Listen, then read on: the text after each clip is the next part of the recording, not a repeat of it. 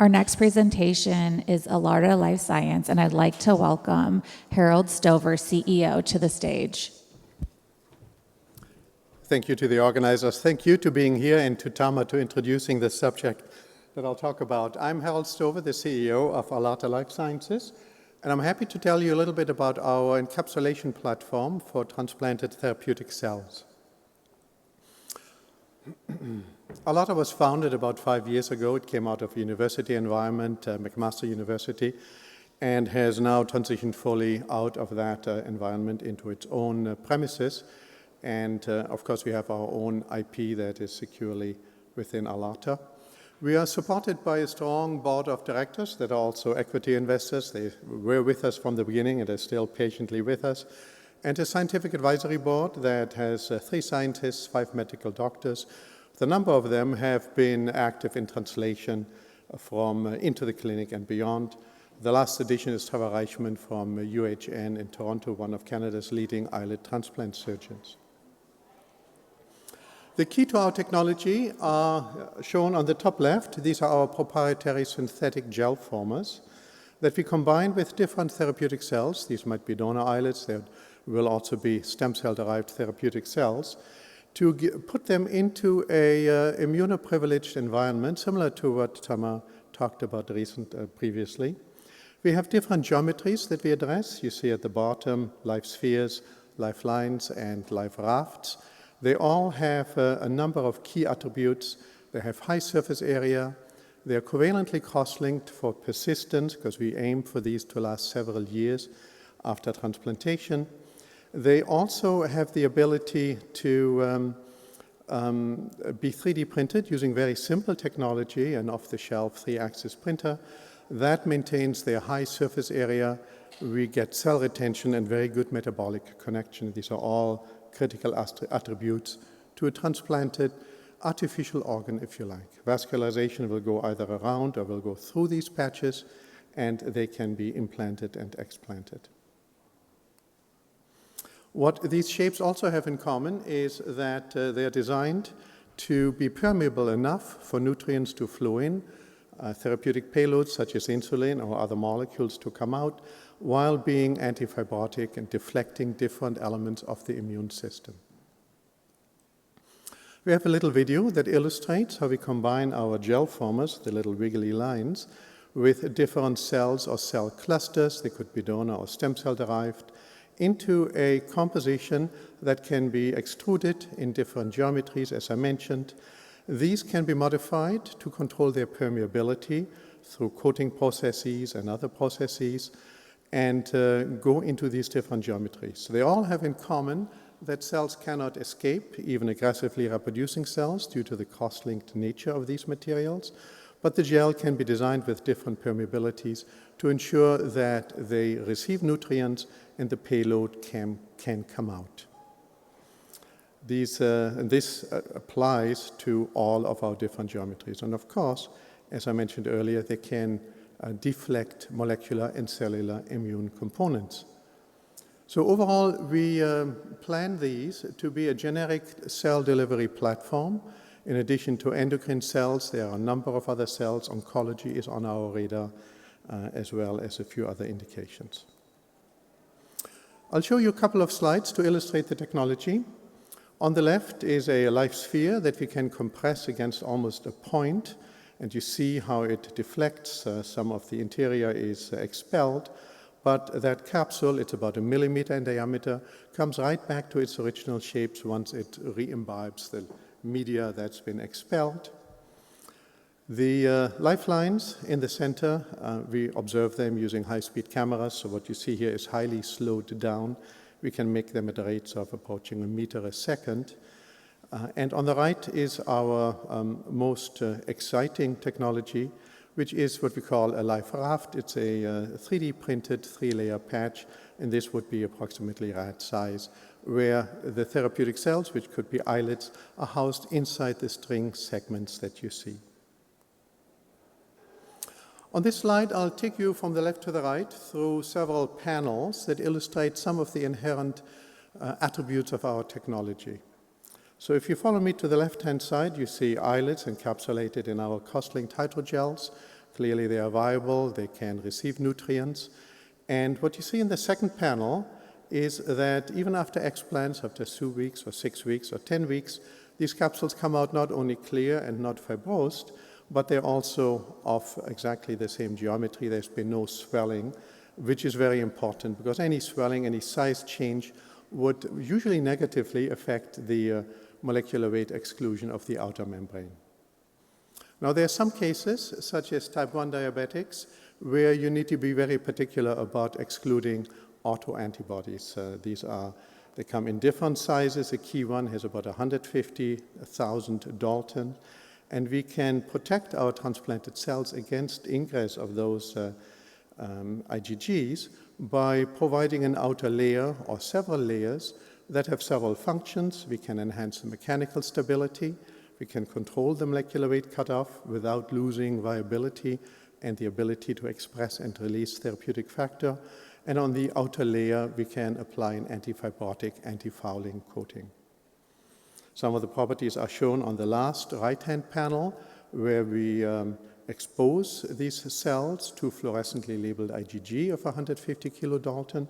And you see that after 24 hours, depending on how we design these capsules, we can have them very permeable, where this IgG goes in entirely, and this might be useful for an IgG expressing, an antibody expressing cell load. But where we want to exclude those, we go to the right. We have now been able to exclude up to 95% of 150 kilodalton IgGs over a period of 24 hours exposure in a static bath. So we think this is a significant technology platform that can be adjusted. It's developed for islets, but can be adjusted for a number of different therapeutic cell payloads. These two panels horizontally show some of our preclinical data. We've used in the top panel rat islets that we have shown can cure immunocompetent black 6 STZ diabetic mice for up to around 300 days. And in an allogeneic transplant, V-star rats, STZ diabetic, are cured, in this example, for about 200 days. The bottom panel shows human donor islets, which are a little bit more relevant for clinical therapy. There we've gone out to about 50 days in the black 6 mice, and on the right you see some early data on immunocompetent STZ diabetic Göttingen mini pigs and Yorkshire pigs, where we've seen viability and C-peptide production for at least 3 weeks, and we've been able to track the blood sugar control for about a day until they took the 2 blood sugar monitors off, which is what pigs will do. This slide will illustrate some of the LifeRaft technology. You see on the top left a confocal scan where the hydrogel itself is fluorescently labeled. This is again a 3-layer patch which is designed based on common principles to make sure it has high permeability for vascularization and also high rigidity through the design. And again, these are reinforced through our post-processing. The middle panel shows a similar 3-layer patch in a confocal image. You see only clearly one of the layers. Here, the donor islets, human donor islets, are fluorescently live dead stained, and they obviously do very well. We can control their position within the string that's used to lay down those patches to make sure none are protruding to the outside to avoid any contact immune recognition. On the bottom left, you see that we can also apply our coating technologies to reinforce, control molecular weight cutoff, and provide an antifibrotic coating. And I've highlighted that little circular cutout in the bottom left. This is an extraordinarily large human donor islets that come in sizes up to 500 micron in diameter. And even that can be encapsulated and coated and not protrude. The bottom right again shows another rafted design, and this could be suitable for typically what we use for a rat model. On the right, I just show that these materials, and this is an important factor for sensitive islets and beta cells, are very compatible with the cells. We see very good stimulation indices and relaxation up to, in this case, we've gone up to 5 days in vitro, and we are now starting in vivo. We have run blanks, and we are proceeding with cell-loaded materials. So we think we've addressed a key issue in delivery of cells safely into preclinical models. But there is another delivery issue that we've become aware of, and that is to deliver cells from a central cell manufacturing site to the clinic. We know that DMSO-based cryoprotectants have served us well for the last 60 years, but they have limitations. They are sensitizing to people, they are cytotoxic, and they also can affect, of course, the differentiation ability of certain stem cells. So we've embarked on a process to develop alternatives to DMSO that's not based on other organic solvents, but based on materials that have cryoprotective properties. In particular, we are using microgel-based materials, shown here fluorescently labeled in orange, that can be hydrated in media to form a jammed gel. You see the little glass vial on the left. This gel allows us to embed cells and cell clusters in a way that they do not sediment. And that's a big problem when you've ever worked with cell clusters.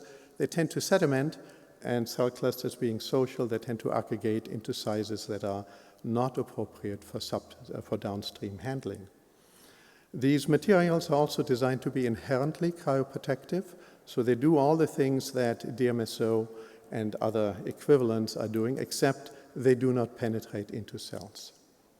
There are a number of attributes on the right-hand side that I won't go through, but you have to, of course, control the size, make sure they are not cytotoxic, and you go on from there. This video illustrates their core function. Cells, in this case individual cells, are embedded in these microgels. They swell to absorb the interstitial water to reduce chances of free ice crystal forming. The mixture gets frozen down to -80 or liquid nitrogen, and then afterwards the mixture can be thawed, the microgels removed by different methods, including just washing or degradation, and the cells are ready for use. We are testing these against a number of different cell types. We have shown on the left-hand side that even before you come to a cryo application, just the ability to suspend cell clusters in 3 dimensions in these highly transparent jammed gels helps prolong viability and function by about an order of magnitude, because they are fully oxygenated from all around them. They don't sit on a glass slide or plastic slide, and they are prevented from aggregation, so they do not suffer from hypoxia. The right-hand 3 panels show our application of these materials to cryoprotection of donor islets and iPSC clusters. In donor islets, we can reduce DMSO from 10 to about 2%. With iPSC clusters, we can go even further to 2 or 0%. And with a number of individual cells, what's shown here are induced natural killer cells. We have also used brain endothelial cells. Here we get better post-thaw viability than 10% DMSO solutions, and we are now progressing into efficacy and function studies, in particular with the NK cells. So, in summary, thank you for allowing me to tell you a little bit about how we use molecular design to build therapeutic combination products. We take a pharma-like molecular lens to how we design the hydrogels to give cross-linking function, give compatibility, give molecular weight cutoff. We are also using these to form retrievable devices of different geometries. We are trying to address, and we think we have made good progress, in a very important logistics challenge, how to get them to the hospital and store them until needed. And finally, we are planning to scale up, and we have a path to the clinic for this technology. So glad I was able to talk with you, and happy to take any questions either now or afterwards. Thank you very much.